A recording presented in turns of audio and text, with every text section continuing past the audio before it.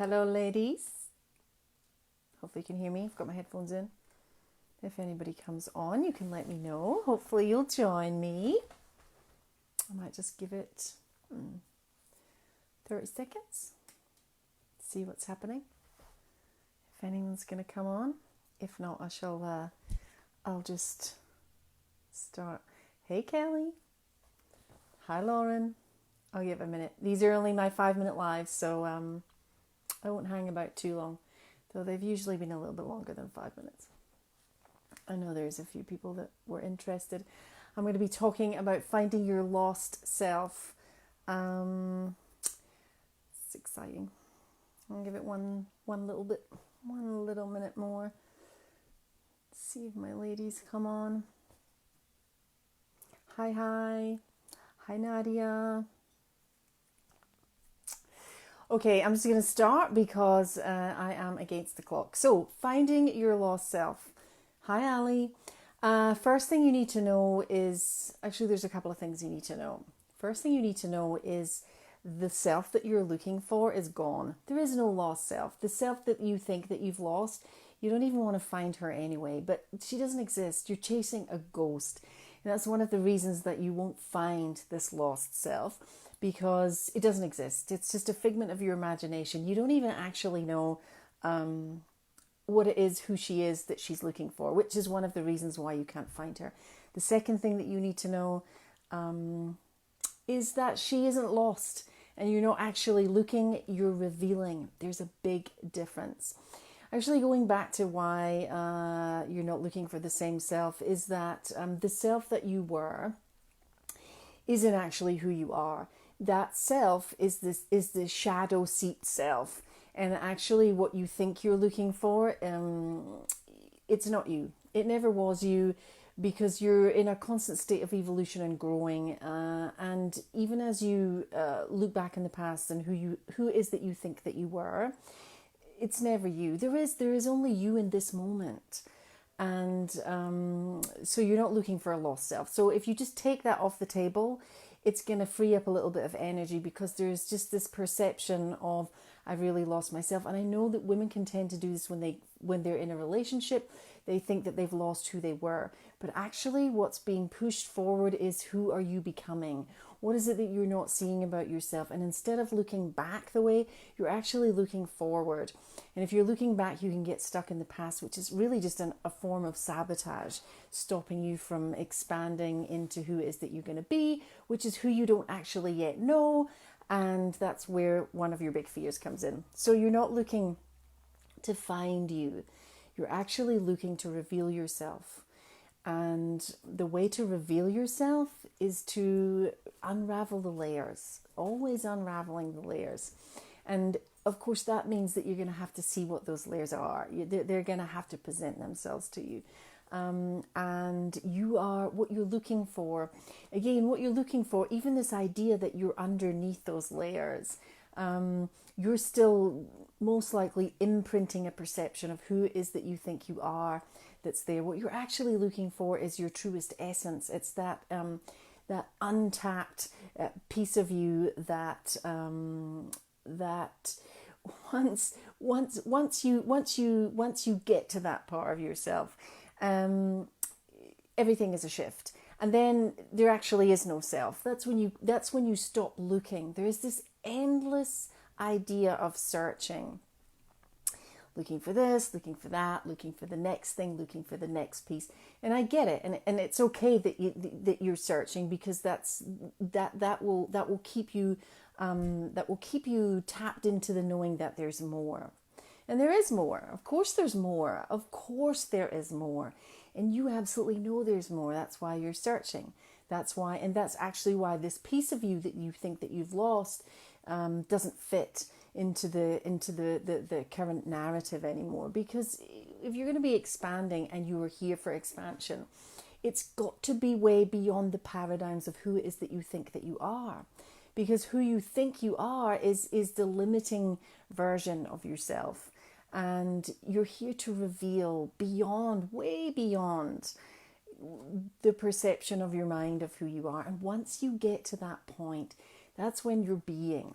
That's when you're pastless, when your stories, and the thing is, your stories don't just disappear. Energy can't be destroyed once it's active or once it exists.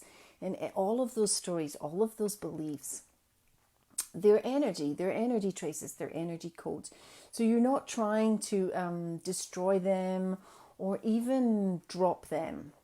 What you're trying to do is, well, there's no try. What you're doing is you are transmuting those codes, because every code has an inverted opposite of which is an opposite frequency, and it's in that journey that you reveal yourself.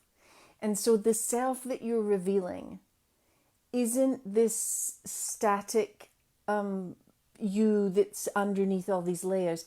It's the becoming. It is the becoming. It's who you become in the process of transmuting those codes. And depending on how many you transmute and what level you get to, depends on who you become.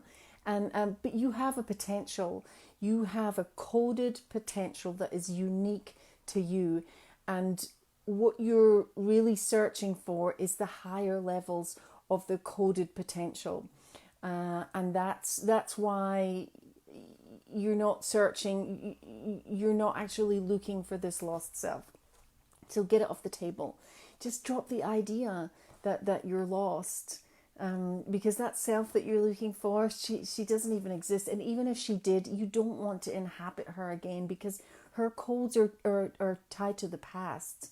Her energy is seeped in a deeper shadow than where you're going to be going. Your journey is to transmute and lighten that energy, and in the process reveal yourself to yourself.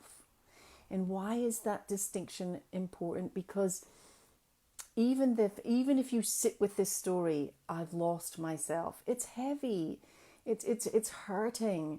It's like, even the idea that you're lost, you're actually not lost. Again, it's just a story.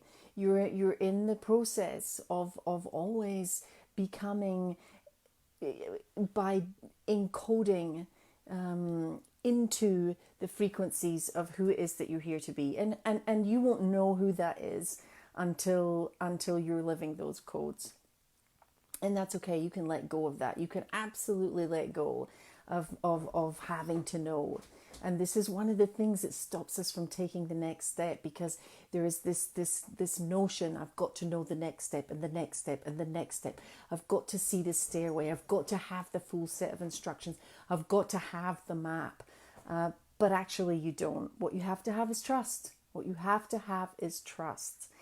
And that knocking, that tugging at the edges of your consciousness that has you looking back for your lost self is actually two things. One, it can be a sabotaging mechanism that keeps you stuck, because for as long as you tell yourself that you're lost and that yourself is lost, it's a self-perpetuating cycle. So you can take that off the table too, and just instead be really curious. Be really curious as to what this potential is for you to become, and to feel, and to be, and to express yourself. And bear in mind, that's frightening to your human self, because the brain likes to fit everything together, and the not knowing can be what keeps people pulling back into this story of the old self and this endless fucking searching for a new self. There is no old self, new self. There's just this ever evolving, it's not even a self, but let's just run with that, because ultimately once you transcend beyond self, you recognize that there is no such thing. I hope that helps. Something to take away. Again, you can have these little tools to find your lost self, but honestly, you're just going to get caught up in the story that you're lost. You're not lost. You're not lost. I invite you to take that off the table, and again, always be thinking in terms of frequency, energy, vibration, and that you are this evolving being. and that exactly where you are is exactly where you should be, because you would be somewhere else if you weren't. There's no meant to be, there's no not meant to be. Everything that's presenting is absolutely perfect for what it is that you need to know, what it is that you need to see, what it is that you need to internalize and transmute in order for that to open up into something else and something else and something else, because that's how it works. You're this ever evolving being, and that's the magic. That is the fucking magic of you. You're not lost. There's nothing to find. You will reveal yourself as you go, but be ready to look at the layers, and when they come up, see them as the gift. Allowing, showing, directing. I find it comforting actually, because once you understand the process and get your mind around it, and you see it and you know it, it's like clockwork, and you can trust it, and you can trust that you don't need to know every step. Mwah. Talk soon, ladies. Bye.